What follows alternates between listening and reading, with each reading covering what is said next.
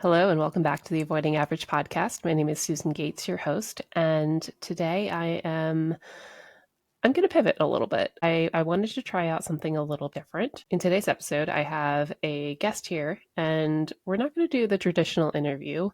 We're actually going to go through her astrocartography app and give you all a little bit of an inside scoop on what an astrocartography reading kind of looks like, what types of things we cover, the depths that we kind of go to, as well as get a little bit of a better understanding of how does it actually work?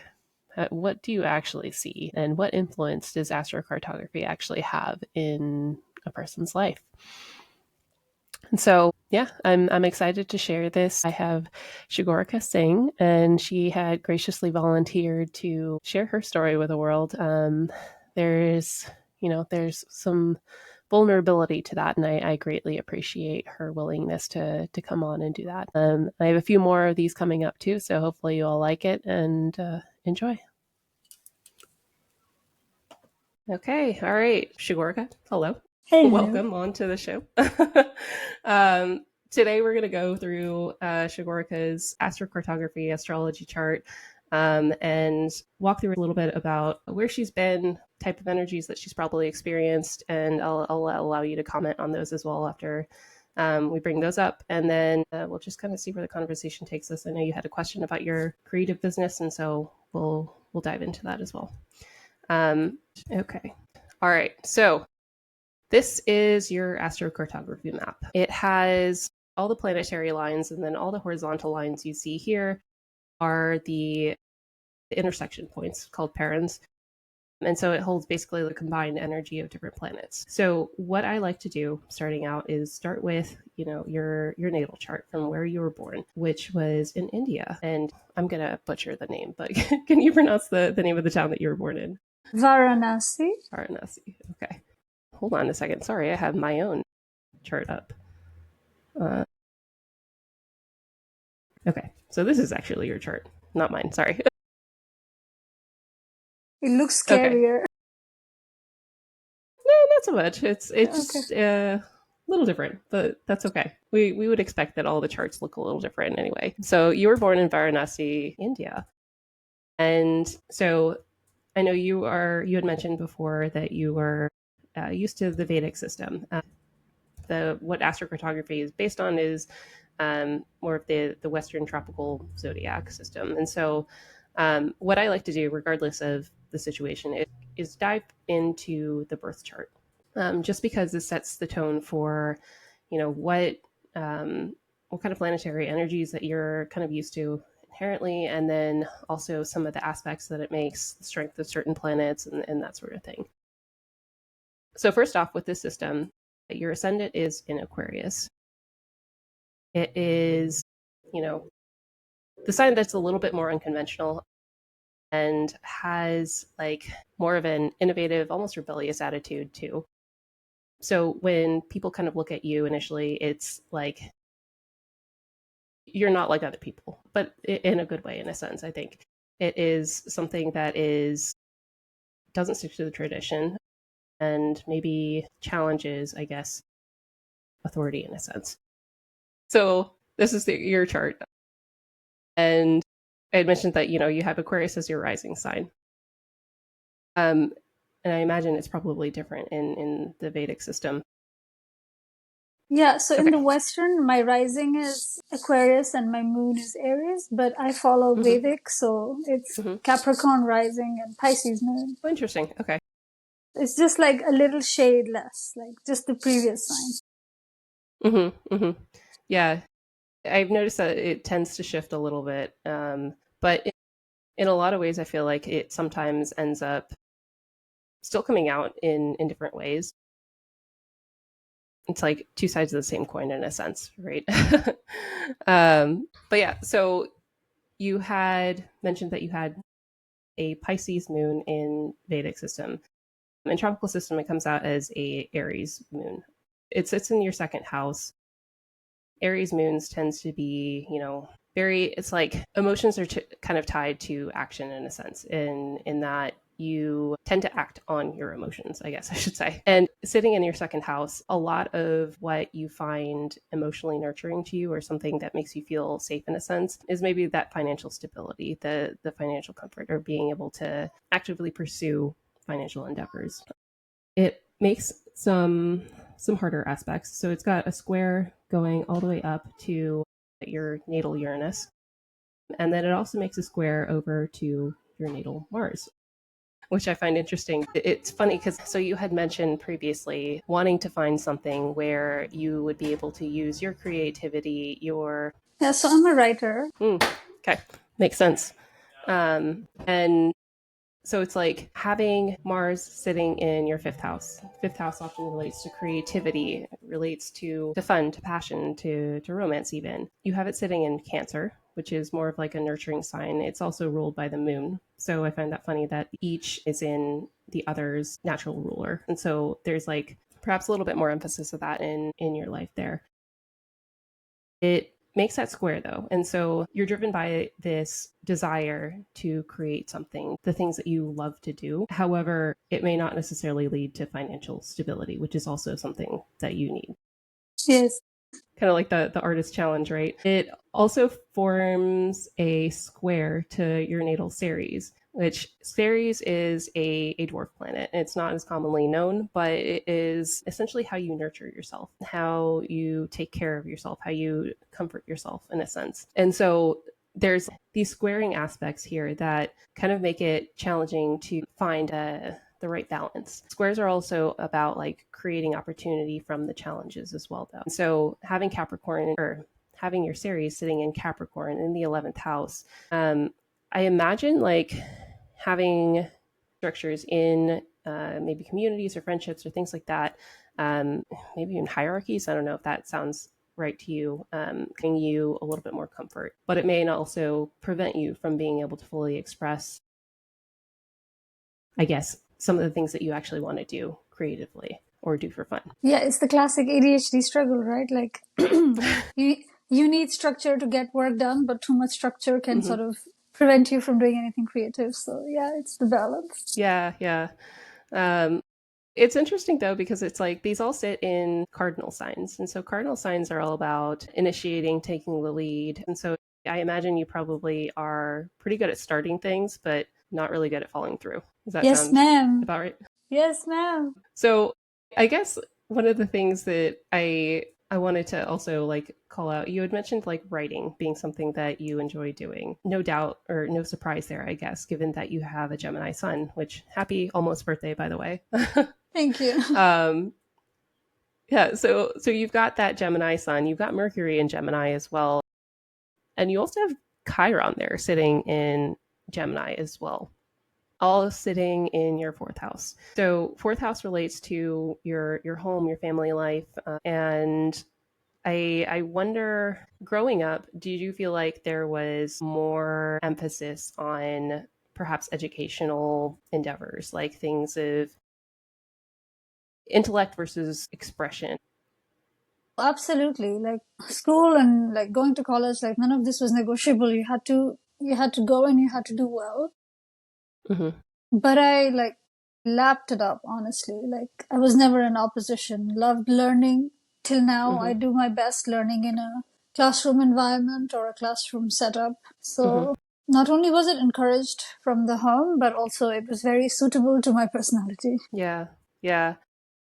It's interesting because it's like you have like so your Gemini sun, like there's always going to be that natural curiosity to you, and it brings you probably joy and fulfillment as well. However, it forms a sextile to your North Node too, and so th- it is a major part of like your values and what's important to you.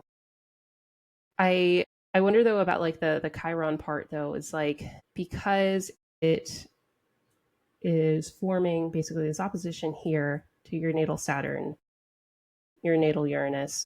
It's like, was there too much of that in a sense? Like, like too much structure in a sense, like that prevented you from being able to actually pursue the things that you wanted to learn. I think, yeah. the academic part of it sort of overtook so much of creative expression. I was Hmm. allowed to pursue creative interests as long as I did well academically, but not Hmm. pursue it like single-mindedly. So, Hmm. and I sort of also absorbed that attitude from my family also. So even I don't allow myself to pursue artistic interests. I still somehow in my head think of it as a hobby job. Hmm. So I need to have like a real job before I can have Hmm. like a hobby job. So I guess I've inherited that very South Asian attitude. Yeah, I can understand that. That's a major point of, I won't say contention, but just an expectation. So from that, it's like you kind of inheriting this belief that you have to, well, let's say your creative joys, your creative endeavors that are fun for you come second. Like you, that can never be a priority for you in a sense. Having that stability, having that, uh, we'll say more, what's the word that I want to use? More Um, conventional work life, yeah. yeah, like conventional, but also stable. Um, that's like that seems like it's something that is a core part of who you are, what you learned to be in a sense. What I find interesting though is that you also have Black Moon Lilith conjunct your Mars sitting in your fifth house. Black Moon Lilith is a symbol of what we kind of keep hidden away, things that we are maybe shameful of or wasn't necessarily accepted by others. And so having that tendency, I guess, of wanting to pursue things that are fun for you, pursue like the creative endeavors, not necessarily something that is accepted by everyone. However, once you are kind of able to fully embody that, fully embrace the fact that, this is what brings you joy, this is the thing that makes you happy in a sense, this is the thing that you're kind of meant to do, then you're able to really embrace that power. And so, what I wonder too is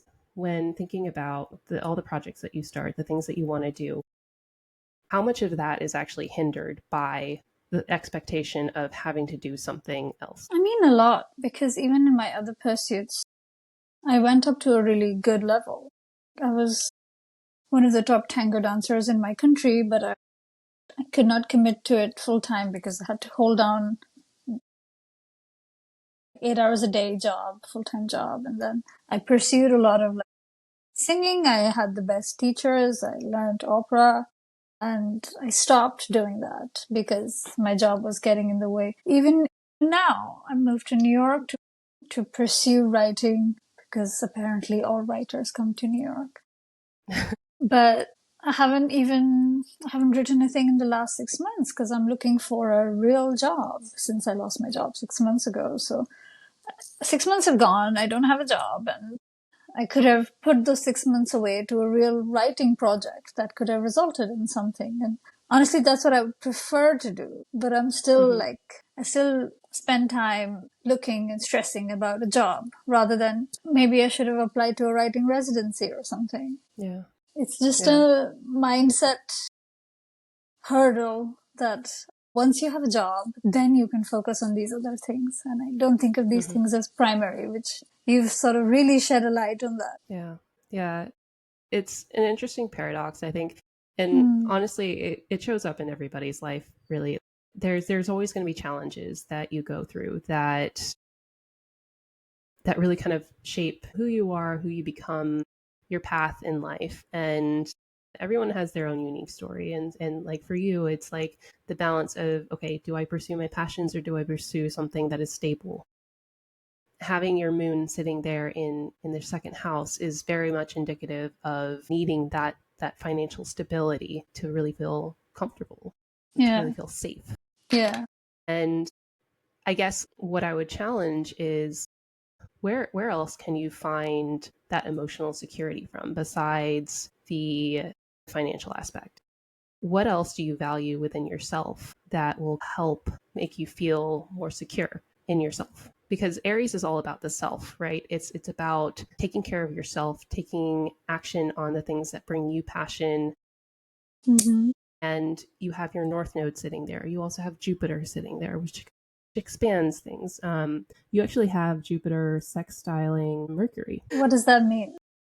So Jupiter, expansion, abundance, that sort of thing. Mercury is all about communication. It can indicate, themes related to writing. It can indicate things related to intellect. So kind of using your thoughts, using your words to express yourself could be the pathway to finding more of who you are and being more secure in that.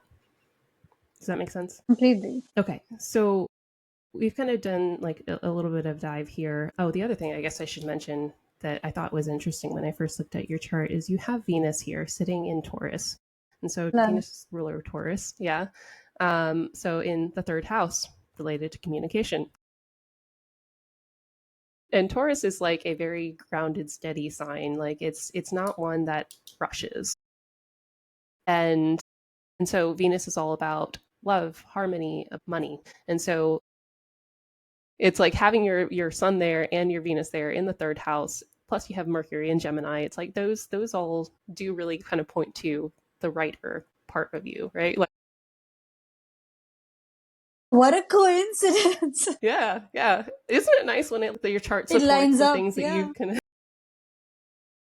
Yeah, exactly. And so the interesting thing here, though, too, is that it's kind of stuck in this little trine aspect, or not trine. It's a kite. Granted, a kind of loose one, but that's okay. It's in opposition to Pluto. Pluto is all about transformation. It's all about change, growth, and it's in its home sign of Scorpio. The fact that you left home, the fact that you traveled around the world, is no surprise, and I'm sure that your experiences in other places are also deeply transformative, helping you understand, seeking your own personal truth in a sense. So this Venus Pluto opposition that you have here. Oppositions are all about finding balance in between these signs. And so Venus is very grounded, very focused on harmony, and Pluto is all about Okay. transformation. And so it's like, where can you kind of have these two things meet in the middle to bring greater balance in your chart? And so I wonder, I don't know like what genre you focus on in writing, but I kind of wonder if there is some themes related to you could even be like mysteries. I don't know if that's something that entices you, but No, but I started even as a fashion journalist, so I write about fashion and okay. luxury a lot. Well, that makes sense. With Because of the Taurus in there. Venus? Oh, yeah, okay. Venus Yeah, and yeah. Taurus, yeah. That makes total sense. But that almost feels like it's not deep enough for you. I do some poetry on the side Okay. that gets published on and off, but those are Nice. more like feminist poems or like Okay. poems of loss or more Yeah. dramatic stuff, Yeah. more serious Yeah. stuff. Yeah.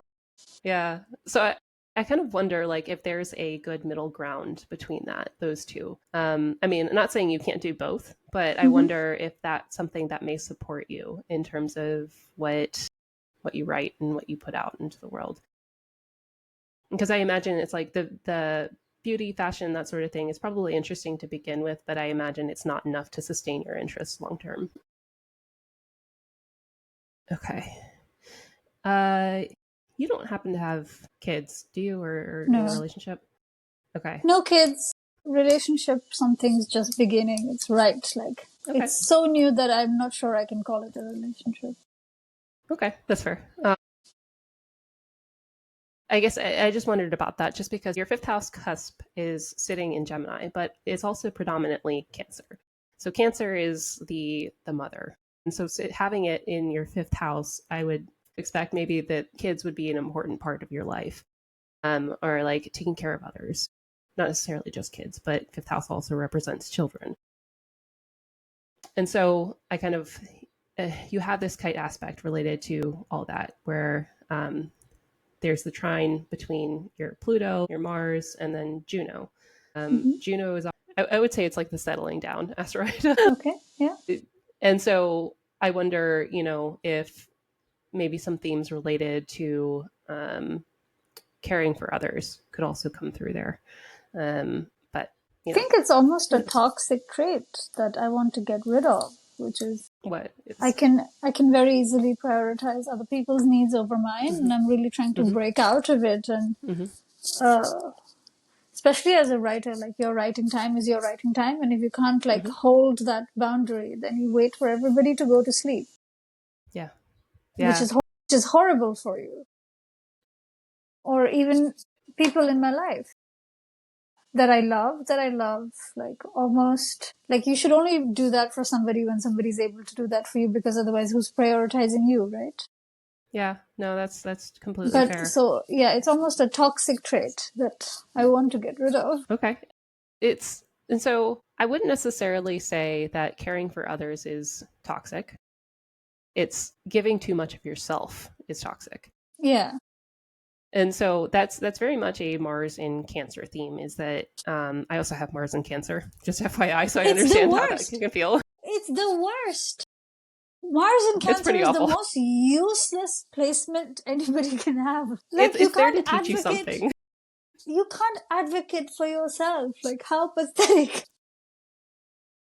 Yay. It is a challenging placement for sure. So what is the lesson? What is it here to teach me? What I see um, in the form in all the aspects that it makes, it's got a ton of stuff going on here, right? And so it Okay. feels like this is very much a focal point of your life, having the Mars there, and then also conjunct your Black Moon Lilith. It's squaring your South Node. It is opposing. Is that 1 degree? Your Ceres, which is how you nurture yourself. It is trining Juno. Focus on that too much, but then it's also sextiling your Venus. And so it's like I mean, it really kind of comes down to like what you had mentioned is holding those boundaries for yourself. Being able to take care of other people is nice and probably nurturing for you. However, it's also not your responsibility to constantly be there for other people. The fifth house is typically ruled by Leo. Leo is all about self expression. It can kind of be a little bit self centered sometimes, to be honest, but it's also very important because in order to be our most vibrant selves, we also have to take care of ourselves. And so there's a lot of themes in here where it's like, kind of giving too much to other people as opposed to focusing on yourself. You have all your personal planets down on this bottom half, which is often related to your inner world. And so, how can you focus more on nurturing yourself? How can you focus on being able to take care of yourself so that, when you want to, you're able to help other people too?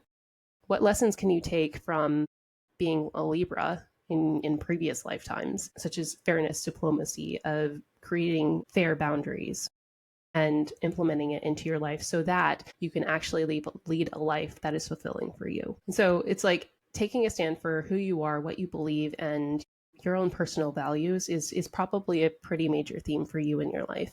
And so it's like the the whole personal power in finding the things that bring you joy are going to help you in that regard too. Does that make sense? Yeah.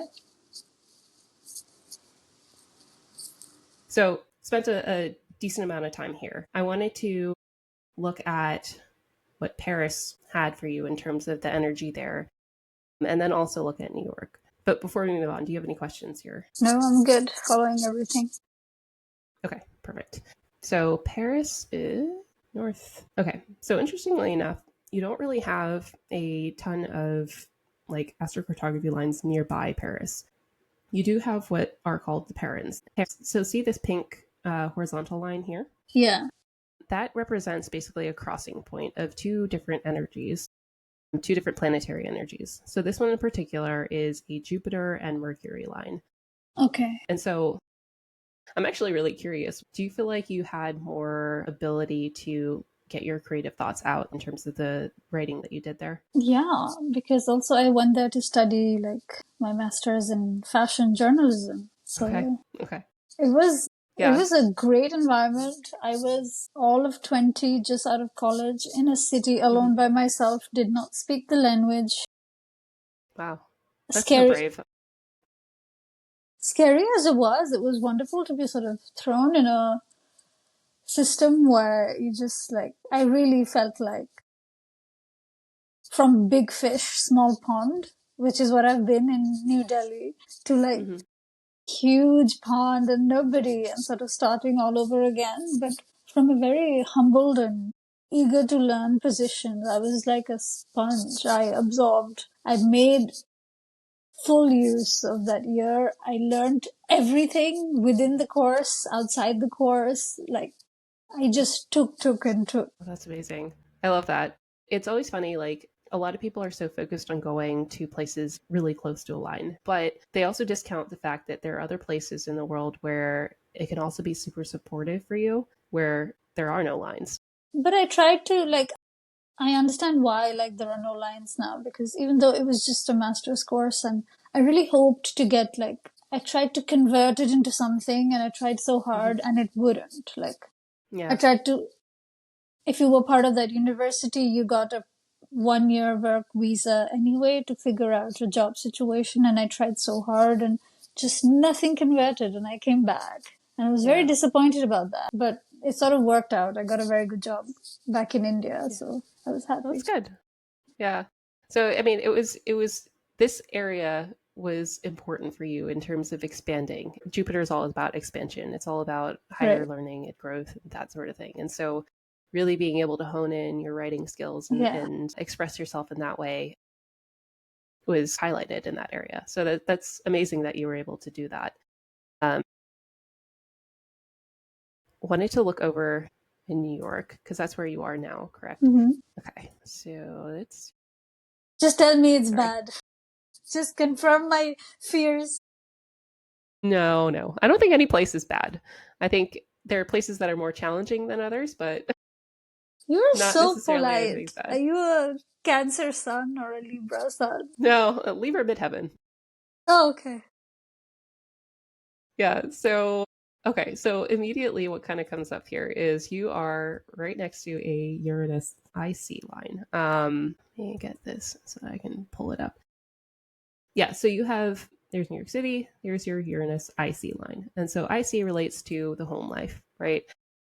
And Uranus is often about disruption, of innovation, of doing things differently, things that you're probably pretty used to, I assume, in just how you present yourself sometimes. But I do wonder, like, have there been challenges or things that have come up unexpectedly in maybe where you lived? Or perhaps there's like unconventional living experiences or unconventional living It really, arrangements. like, this is hilarious because you said it's the home life and then the disruption of the home life. Like, I'm going Yeah. through a separation right now. I got Sorry to married. hear that. It's fine. It's been a while. We're good. But, like, I got married and I came here and then things didn't work out. So, for the longest time, we were separated, but living Okay. together because we were stuck in that lease. Mm, After that lease got over and I was living by myself, it's fine. This whole year, instead of having a lease, I'm living in like short term places, like sublets for like 2 months or 1 month since December. It's been very short term because I'm like, I don't hmm. know, after 2 months, like if I don't get a job, what happens? So it's Yeah. very like, yeah, this is the most Up in the air. unconventional way I have lived ever. Yeah. Uh, I don't know. I think it's interesting because not a lot of people talk about Uranus lines, and they can be incredibly challenging if you're somebody that likes control I mean, I because it do kind of like forces you. stability. Like you Yeah, did which makes mention, sense. like I do get like my home needs to be a place of comfort and rest, and I step out only when I get bored of staying at home, but I prefer staying at home. Like Hmm. I would be happy stepping out twice a week. I can stay home. Like it's such a cave of mine, and I'm an indoors person, and now it's forcing me to live out of a suitcase, to live outside the home, to come back only to sleep and just live. Like these are things that I feel like I've been resisting for so long, and Yeah. it's like pushing me to get to it. Yeah, it's always fascinating to see like how these things kind of play out. Because Uranus is one of those lines where I've kind of described it. I don't know if you've heard the saying, but man plans and God laughs. Oh yeah, It's like you just you don't know what's going to happen next. You can try My to father, plan, but you just don't know. my father says, "Man proposes, God disposes." Yep, yep. That's what life is like on a Uranus line. Great. So yeah, yeah, it's interesting for sure. Okay. So here's your relocation chart for New York City. I do find it very interesting that you have your midheaven sitting in Gemini. And so the themes of the writing, the communication definitely feel like they're probably at the forefront of your mind, what you're working toward. And so it's funny that you had chosen that as where you wanted to be. And I'm curious how your work life has played out there. It's not so well. It's not been a most fecund period when it comes to writing. I think I've done, but you never know when you're in it. It's always like two Mm-hmm. years later you realize, oh no, I got a lot of writing done in those years. So right Mm-hmm. now it doesn't feel like I'm getting anything done. But Mm-hmm. maybe I'll have a different answer 2 3 years down the line. And my intention was really to come here, become a part of like a network of writers, learn as much as teach, but I don't feel part of that life at all. Mm. So I Yeah. think I'm just bumming around a lot and looking for stable jobs rather than focusing on the writing. Yeah. Yeah. I mean, I wonder if taking ownership of the fact that writing is what you came here to do, writing is what you wanted to do, and pursuing the things that interest you too, not necessarily just the things that you feel like you should do. Mm-hmm. It's the things that actually interest you. Because Gemini is I'm a Gemini sun as well. So I get that. We're kind of all over the place, right? Yeah. Like to dive in a little bit in different things. And so looking at this, I would almost say like Gemini as your midheaven would be more of maybe even doing like short stories. I don't know if that's something of interest to you. I've started But I've started two and I haven't finished them. and what's the reason for not finishing it? No reason. There is no reason. Just lost interest? Or No, I think I was writing to a deadline because I wanted to make a mm, submission and I couldn't finish and the deadline passed and the urgency dropped. so I guess It working also with that helps to Gemini be, energy. yeah, no, but it also helps to be part of like writing groups where you get together and write together because it's very difficult to sustain, like, it's almost like a long distance running Mm-hmm. endurance. It's very Mm-hmm. difficult to sustain that sort of writing endurance for say 5 6,000 words. Like unless you have an urgency, a submission, a deadline, or something, Yeah. you can very easily give into the rhythms of the day, things that have to get done versus like, oh, short story writing. It doesn't have to get done. It can be pushed by another day, so that it does get pushed by another day. Yeah, yeah. It's interesting. Like so I mean you have that Taurus energy in you that is very stable, slow and steady kind of wins the race is the motto that I think of when it comes to Taurus. And so I wonder if there's like if you can find somewhere that is more suitable or like more supportive of that Taurus Venus energy, then maybe that's where you would be able to sustain that. Because Gemini is great, but it's also not great at completing things. um, and so, whereas you have Taurus, it's a fixed sign. And so, I wonder if, like, you were to move to, say, like a Venus midheaven line, if that would be somewhere where that would support you in terms of being able to actually actively work through that. So, if you think about astrocartography, it's essentially just shifting your entire chart. And so, what will ultimately end up happening is everything turns. And so, if you're looking for that community, which is related to the 11th house, you could shift all these things into your 11th house just by moving to Okay. a Venus line. And so, you actually have your Venus midheaven line going right through like Seattle, Vancouver, Portland, and the northern part of California. I don't know if that's anywhere that's ever been on your radar. That sounds cold. Yeah, I mean, it is a little cold over there. No, but it makes sense. It's cold. You stay indoors and you work. Well, okay. There you go. You can make yourself a nice cozy fireplace and then, enjoy your writing time there. What did you say? Seattle, Vancouver? Yeah, so it's right next to Seattle or to Vancouver. Seattle's over here, and then Portland is over here as well. Let me see if I can I zoom in here. have thought of Portland as an interesting place to be, and Portland is California. yeah, so even like San Francisco, also expensive, but But an you know, interesting place to be. I went to San Francisco for like a very short trip, maybe like 6 days or something. I don't know. It's supposed to be such a fecund place for new ideas to come out of. There's lots of like tech work happening there. A Hmm. lot of like, there's a whole, I don't know, tranche of Indian engineers that have descended upon the place. Hmm. But I don't know. I got a very like cold vibe from the Mm. place. Like, it doesn't Yeah, feel like a city. yeah. Me personally, I'm not a huge fan of San Francisco, but Yeah. that was my own personal experience there. Which one seems more enticing to you, Seattle or Portland? I think Portland, just because Seattle seems very cold and corporate. That's fair. Portland is very much like, actually, I could totally see you living in Portland. Portland is like Really? the I don't know if you've ever been to Austin, but Austin has this saying called "Keep Austin Weird," and Portland is kind of like that in a sense. I'm Like it's going it's a to little bit more grunge. I'm going to Austin next month just Oh, yeah. because I had something in Dallas and I'm like, if I'm in Dallas, I might as well go to Austin because I've heard so much. And same thing Okay. for Portland. It seems very like decentralized and Yes. hipster, which I Yes. agree with. Yeah. I mean, it's that Aquarian ascendant that you have that's coming out there.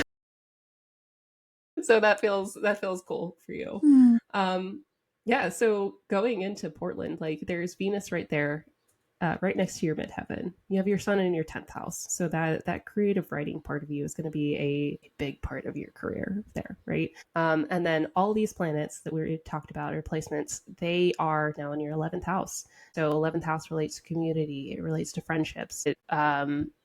I can often see this relating to like social media as well. So I don't know if like you have a social media presence or if that's something that you want to do, but that could potentially be somewhere where, Yeah. you may be able to find your own power in that. There's, interestingly enough, Juno moves into your 7th house there. So I don't know if you were thinking about another relationship, partnership, or something like that, but there's potential there. You have your moon moves into your 8th house here. And what I would say with that is the 8th house is like traditionally ruled by Scorpio. It's that deep transformative inner work. It's the things that people don't really talk about. I often relate that to like shadow work and things. And so what I could potentially see is like there being more of an influence of your own emotional inner work that kind of comes to light and maybe influences some of the stuff that you write about. Very encouraging. It could be very interesting. There's Jupiter and your north node moves into your 9th house, though, which is like expand or related to higher learning. It's related to, I don't know if there's like another program that you've been interested in at all, but that could potentially be a good place as far as furthering your studies too. But it can also relate to like religion and teaching and stuff like that too. I don't know if that's of interest to you, but you have those energies there that may push you toward that realm. Let's see.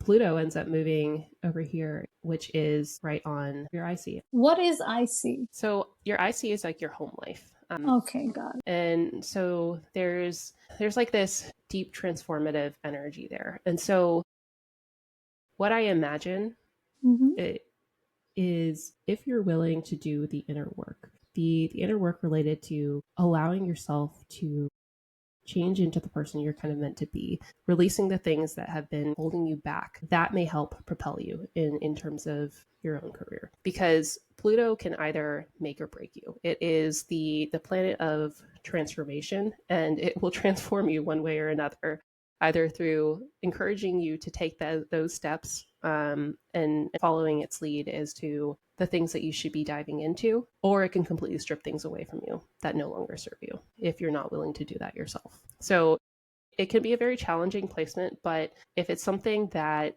you're willing to dive into, it could be very helpful in terms of finding your own inner power. Does that make sense? Yeah, completely. I feel like that's happening right now. Like, I was very unhappy with my job, and that went Hmm. away. I was very Yeah. unhappy with my relationship, and that went away. I was very unhappy with my house, and that went away. But yeah, because I didn't actively do anything to change my situation, it was just taken away. Like it fell away, and now I have to actively make choices to bring things into my life rather than them just happening to me. Yeah. Exactly. Exactly. I mean, I'm sorry that you had to go through all that. It's never easy having your entire life stripped away. But I can also agree with the fact that I got very sluggish and very like almost stagnated by fear Hmm. in those situations. So there was no other way. Like it had to be taken away. And I'm glad it was because Yeah. I would have been stuck in it. Yeah. Yeah. I think with the Pluto and Scorpio placements, it's very much of, are you willing to confront your fears? Are you willing to confront your deepest wounds? Are you willing to look at it straight in the eye and do something about it, as opposed to letting life happen to you? Because a lot of the times, the people that aren't willing to do it, it's going to change for them one way or another, and the way that they react to it or the way that they work with it will Hmm. really change the way that you experience it. That makes sense. So yeah, it's kicking my ass right now. And I will warn you, I guess, maybe a little bit of warning. So it's like you're coming up on your Pluto square transit, and so the next, say, year or two, Pluto is going to be squaring your natal Pluto, and so it's really begging the question of, are you ready to fully embrace, your own personal power? Are you really ready to take responsibility for who you are, in a sense, too? In my Saturn return also, which is supposed to be like the 7 year cycle of Saturn that happens 3 times in your lifetime or something in the Vedic uh section. yeah, So yeah. I'm in like smack dab in the middle of my Saturn return. So That's so interesting. Yeah. So I mean, it's a great time for really establishing who you want to be and where you want to yeah, go moving forward, right? yeah. It is kind of nudging you along the path that you came here to experience. And I don't know what your beliefs are spirituality wise, but I'm of the belief that you came here for a reason. You came here to experience something, and life is going to kind of help you along the way if you get a little off track. But yeah, I mean, I think Portland could be a interesting place for you, as far as really transforming who you are and how you show up, and really allowing yourself to embrace the creative side of you, the things that you want to do. Your fifth house is loaded here, like loaded. And so there's Great. Saturn Yeah. there, there's Uranus there, Neptune. We didn't talk about Neptune at all, but Neptune is often related to creativity, right? It's related to like the higher expression of that. So like, I think of it as like channeling the creative insights that you get. And so like having that there sitting in your fifth house, it's like all these things are supporting you in that, as long as you're willing to do the work to do it. Saturn there, it's very much like, are you willing to do the hard work to actually see things come through? And if you are, then there are great rewards with Saturn as well. I don't know. I don't know. Portland Okay. could be interesting. So I would love, Okay. if you end up going there, I'd love to hear what your experience is like. If I end up going there and things work out, you are definitely getting a long phone call from me. Yeah, I would love to stay in touch and hear about it. But yeah, But it is it that seems like that could be also interesting. like, yeah, that's a place for, I mean, I see that it's a good place for creative expansion, but is that the same as like creative expansion for money security, or is that a different line and a different planet? So what's interesting, so it's like, I having Venus there on your midheaven. Venus is often related to money. Okay. And so I think a lot of times people, when they think of like making money, they would go to their Venus midheaven line. So going there, I can't guarantee anything. Obviously, I don't Yeah. know like how things are going to play out, but it almost feels like, if you can kind of balance this aspect here of maybe not ignoring some of the things that you have come up with, some of the subconscious beliefs that you were born with or whatever, and embracing, well, so I wonder if there are going to be themes actually that come up in relation to what we were talking about earlier, where, that desire for financial stability, that desire for a stable job are going Yeah. to come up for you. Because this shows me that you should be able to do it. Okay. You have your son there. There's that creative expression too of like of being in the Gemini. But I wonder if you may have things that hold you back that may come up there as well. And so where can you trust the universe to provide for you and allow yourself to actually do what you want to do as opposed to what you feel like you need to do? How do I know that? Well, what inspired you to go to Paris? I think I was just a Francophile, really. Just, I was very Mm-hmm. obsessed with the culture. I was very obsessed with the language and the fashion. And I think it's my Venus in Taurus, really. Mm-hmm. So I was like, oh, if I want to learn about fashion and culture and philosophy, and I was very enamored by the city. Mm-hmm. So I think it was just that feeling, and then I wasn't actively looking for it. And then I saw like an ad for a scholarship. Okay. So I just took a shot and I gave like tests and interviews, and that's how I ended up there. Yeah. So it was a pure, like, long shot that happened. Yeah. But I guess what I would challenge is think about how you felt when you saw that opportunity come up. Mm. And think about what led you there. Because I don't believe in coincidences, right? I think we go where we're destined to go, or we long to go where we're destined to go in a sense. Mm. Also, one other thing to mention, you said you were going to Austin. Your sun midheaven line is there. So I wonder if there are going to be things that come up as far as the Ooh. writing and things that help you stand out. I don't know. Make sure you bring some writing equipment with you or that allow you to really express yourself. Right now, I know things are a little, All over the we'll say place. Yeah. chaotic, I guess, with Uranus, but like maybe once you go somewhere where it's a little bit more stable, you'll be able to kind of understand, or even in like right now, I guess, even though things are constantly shifting, constantly changing for you, are you still able to find that space for yourself? Are you still able to make that space for yourself? Yeah, I And maybe think that's the that's lesson. what, yeah, that's exactly what my learning has been, which has been like, okay, I don't feel safe in a space anymore because I'm constantly moving.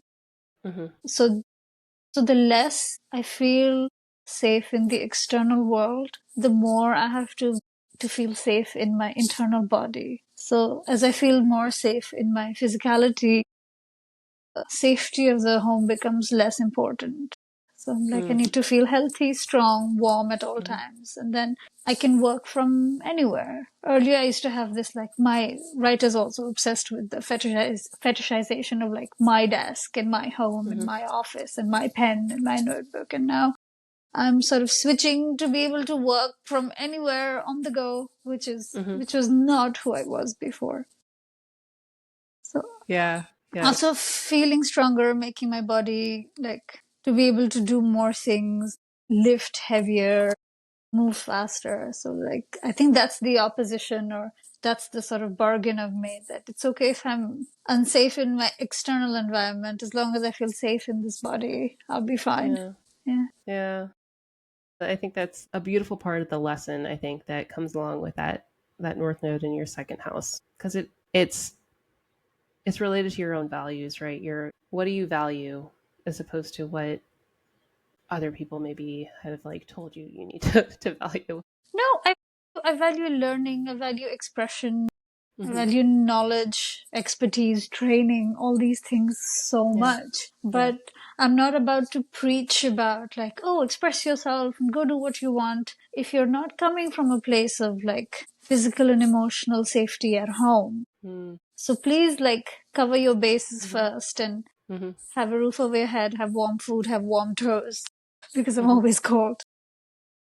So yeah, it is that eventual fight between like you need to have a safe jumping off ground from where you can try different things. Many people don't. Many people can lead very chaotic lives and still express themselves just fine. This Mm-hmm. is my particular mental cage. Yeah. I Yeah. mean, that makes sense too, because it's like you have like your ascendant is in Aquarius, you have descendant in Leo. Those two are fixed signs. They like the stability, they like the comfort. You also have, your Venus in Taurus too, also Yeah. fixed sign. And but then on the other hand, you have, your midheaven and your IC sitting in Gemini and Sagittarius, which are mutable. So they are kind of all over. They move fluidly through life in a Yeah. sense. And so it's like these two kind of energies are clashing in a way. But um, being able to be adaptable and adjust, being able to balance those two is kind of where you'll be able to find that stability within yourself. I don't know if that makes sense at all, but No, it does. I feel like you've identified and vocalized the essential work crisis of my life. Okay. I should be like, but how does one even start to balance these things? Is I think where I'm gonna start thinking next. yeah. If we think about some of the placements that you had, like the Mars in Cancer, if like, and then South Node in Libra, setting yourself up with like the boundaries that you need. Where can you kind of structure your your work life, your home life to support your ability to also be fluid in a sense, right? Hmm. You don't have anything going on in your sixth house, but sixth house relates to routines too. And so can you care for yourself first and maybe create the structure that you need to support being able to go and pursue some of these other endeavors that you have. That's a good point. So we had covered the questions that you had before, but is there anything else that you wanted to look at before we wrap up? No, I think you covered it all. Okay. Yeah, it certainly would be interesting for you if you go to Portland and see how that works out for you. But as far as you being in New York City, hopefully you've also gotten some good things out of that as well. I will know in a couple of years. Thank you so much for allowing me to read for you, and Thank you so hopefully it much was for helpful. introducing me to this world. It's fascinating, and I'm gonna get all nerdy about it. Yeah, it's a interesting rabbit hole, that's for sure. Yeah, thank you for this, and thank you for Thank you so participation. much. All right. I hope you all enjoyed that. If you are at all interested in having your own astrocartography chart read, or have any questions about yours, I am leaving my scheduling link in the show notes below. So please check it out if you're at all interested, and I'd love to help serve you. If you have anybody else that's interested in astrocartography or doesn't really know what it is, then you feel free to share this as well. Um, and yeah, thank you again, Shigorika. I appreciate you participating and allowing me to share your story. Thanks.